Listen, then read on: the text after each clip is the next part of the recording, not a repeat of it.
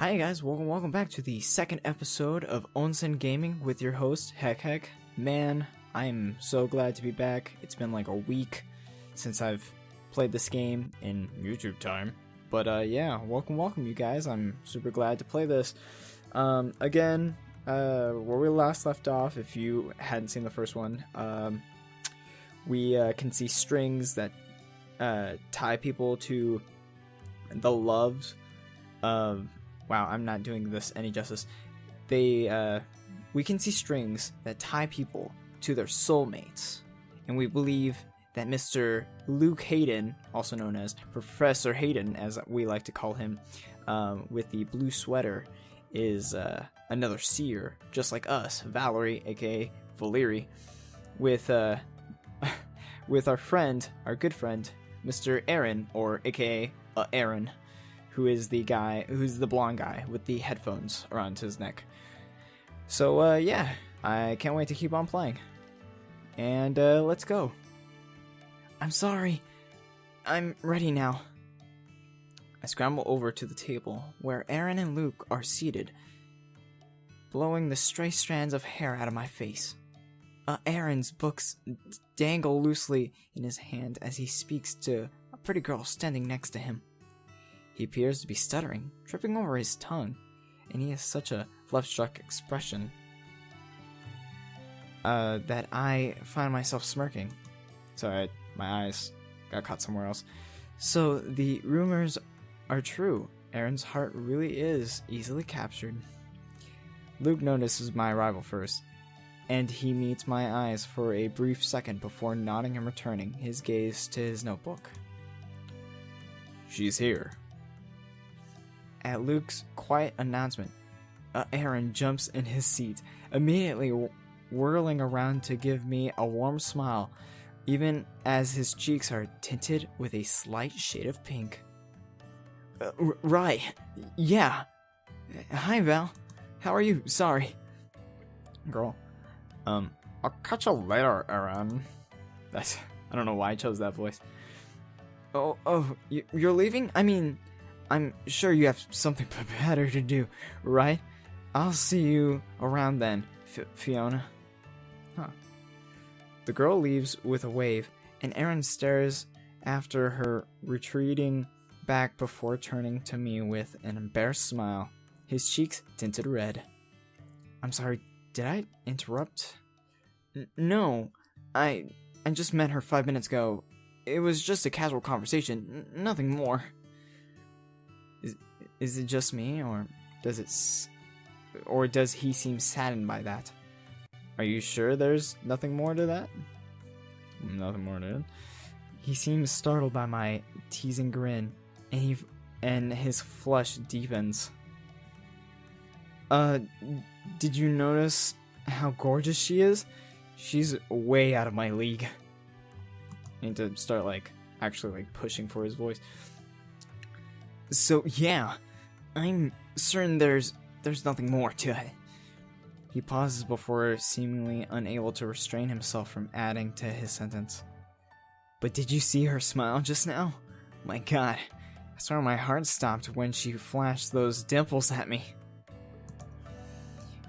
I smirked to myself, shaking my head in amusement.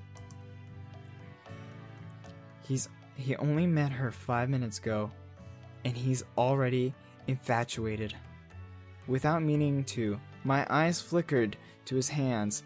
The faint red thread around his ring finger is frayed at the end, where it simply just stops, floating in the air, connected to no one but A-aron.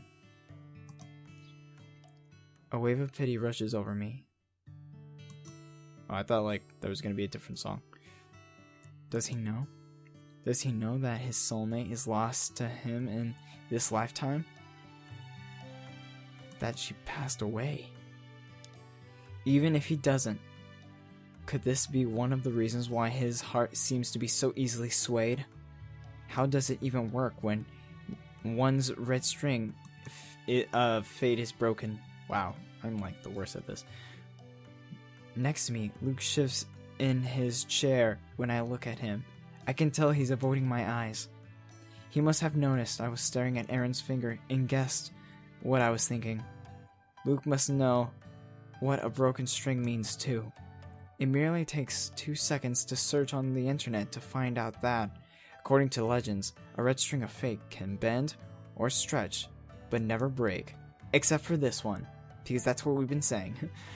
It takes fewer than 2 seconds to realize the legends aren't always right, and those walking on the streets with their red strings of fate broken is all the proof we need.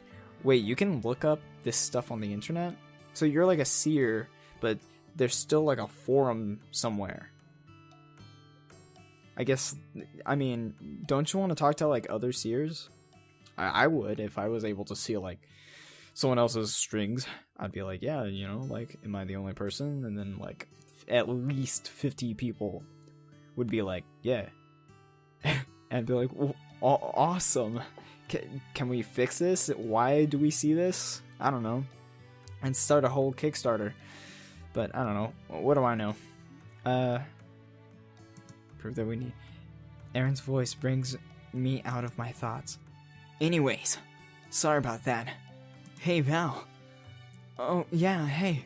I'm sorry I was late. I got tied up at work. Don't worry. It's fine. These things happen. We should probably head to the room we booked before the library gives it to someone else, though. Oh, right. I almost forgot about that. The three of us stand up in unison and start moving towards the private study room. Well, I guess this is like a different day, because we were just in class. So, whatever. On our way, Aaron begins making conversation. His earlier desolation vanishing. So, Val, we didn't realize you worked here at the library. Cool, we work at the library apparently. Wow, excuse me, I'm so burpy today. Yeah, it's a part-time job. I need the money. Does it pay well? What do you think?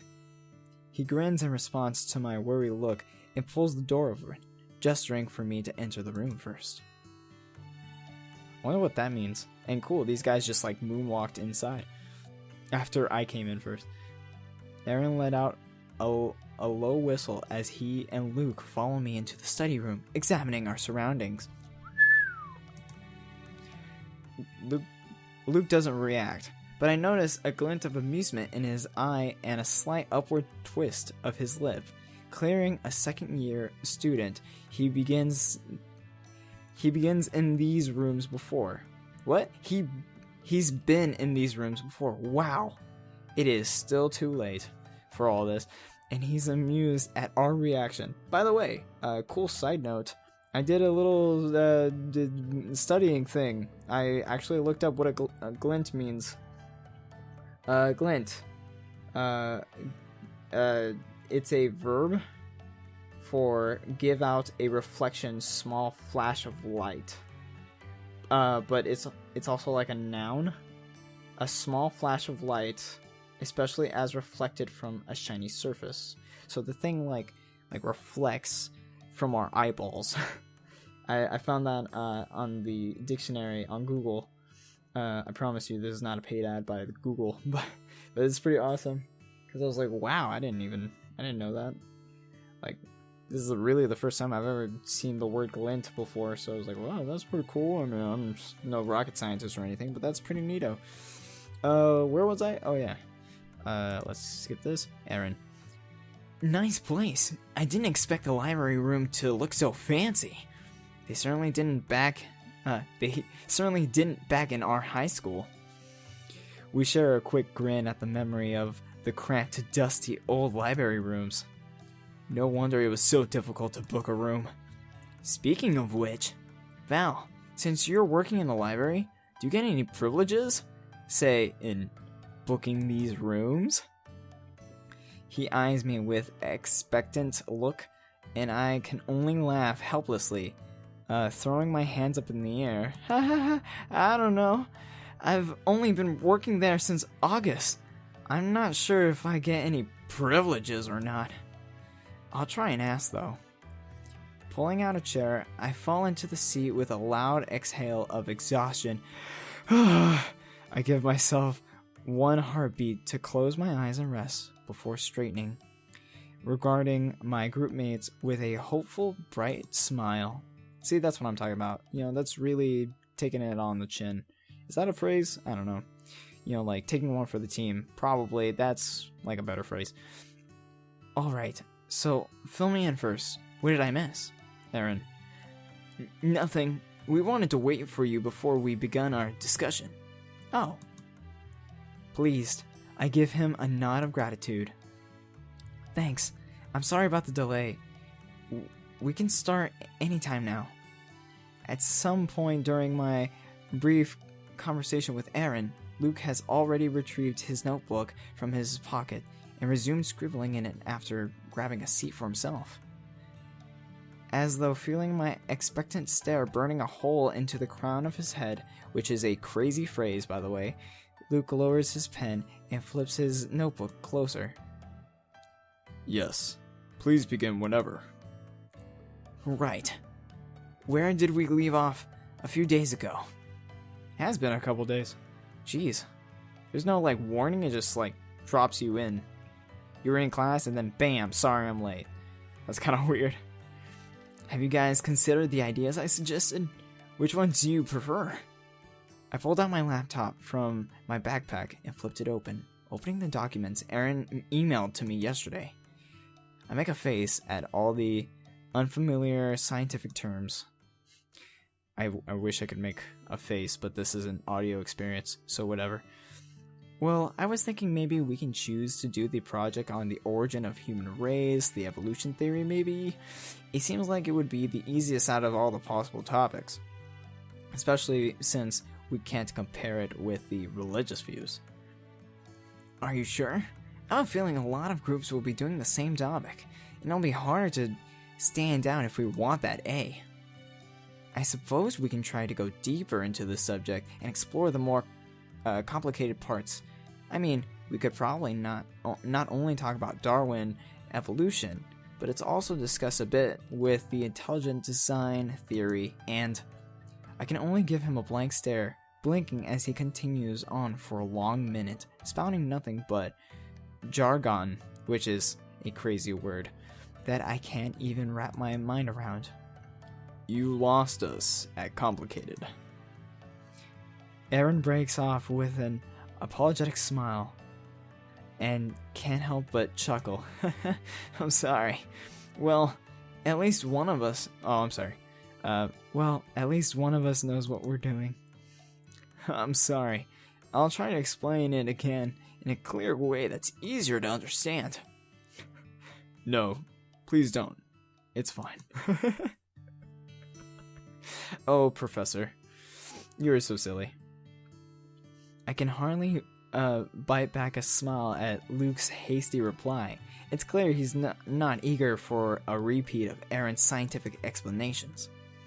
Well, A-aron, first, do you think we should go with this topic? I know you said it might not be a good choice because it'll be undoubtedly popular. He frowns, pondering my question for a moment. I don't know. It's not something I would personally choose, but it is doable as well, of course. We continue discussing about various aspects of the project, debating about the advantages and disadvantages of each topic. As expected, Luke rarely speaks, more of an observer than a participant, but when he does chime in, he usually says something surprisingly insightful. Like, did you know? I have a really nice necklace that's blue. Well, he sometimes says things that's insightful. It's clear A-aron's aspect for Luke has grown enormous from the way he's clapping Luke on the back warmingly as he stands up to leave at the end of our meeting. Good work today, everyone. Thank you. That was quite fun. Well, fun isn't really the word I'd use to describe this topic, but you're right. It was good discussion. Thank you. You two are brilliant. To my surprise, A-aron actually blushes at my compliment, and he stammers through his response. Wow, I cannot speak today. I didn't really do anything. You came up with it, with a really good idea yourself. Anyway, I should probably run. See you guys tomorrow. See ya, Val. He practically trips over his feet as he scurries away towards the exit, leaving Luke and I staring bemusedly after him. There's a beat of silence before Luke also stands up from his chair, gathering his belongings into his backpack. It's time for me to leave as well. Thank you for the hard work today. Wait. Whoa, the music's crazy. Oh, jeez. This is really sad music. I don't know if I can handle this. The word trembles out of my mouth before the thought even forms clearly in my mind. Luke peeks up at me from behind his messy hair, falling in his eyes with a questionable look. Yes? I'll walk with you. Whoa. His hands pause in their motion for a moment before he shrugs and slings his backpack across his shoulders. Sure. Why not?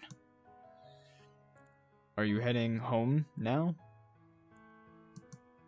I read that right, but I was like, was that right? And I had to like reread it again.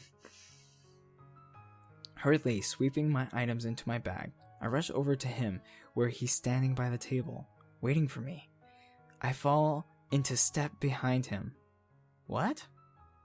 I fall into step behind him. Yeah, okay. And we walk out of the room together. No, I still have something else to do first. What about you? Yeah, I don't have any classes for the evening, so I'll just head home now. So you live off campus? Are you from around here? No, I just share a rented apartment with a friend nearby. Right. I live in the dorm instead to save money. It probably wasn't a good idea, to be honest, with all the people around all day. It's much harder to ignore all the strings floating everywhere. I'll probably end up with migraines every week. Still, this is a more affordable choice. Instead of pretending he doesn't know what I'm referring to my surprise, Luke simply frowns without a word. I open my mouth to ask him a question burning on my mind, but he beats me to speaking first, his voice a soft murmur. Trying to keep your eyes on the ground when you're walking past busy areas on campus. You probably already know that, but I find that it helps. Oh, that's so weird. Oh my gosh. My footsteps slow for a second in my shock at Luke's open admission to the secret we share. He continues to walk on ahead, and I stumble after him, excitement bubbling up in my chest. Oh, dang. And this is where we're going to have to leave off for today, because, whoa, that was crazy, yo. Like, he can see them. And we knew it all along, but now he totally admitted to it. I mean, he didn't say it, but I mean, we all know. Okay, cool. Whoa, that's crazy. I don't know if anyone else is, like, watching or caring, but I'm so down with this. I'm so sorry, I just totally blew into my mic. This is really good, actually. This is actually, like, one of the best visual novels I've ever played. Can't wait to see what else happens later on in the game. So yeah, I can't wait to play this more. I hope that you guys are also enjoying it, and I can't wait to see you guys next time. You guys have a good day. Bye bye.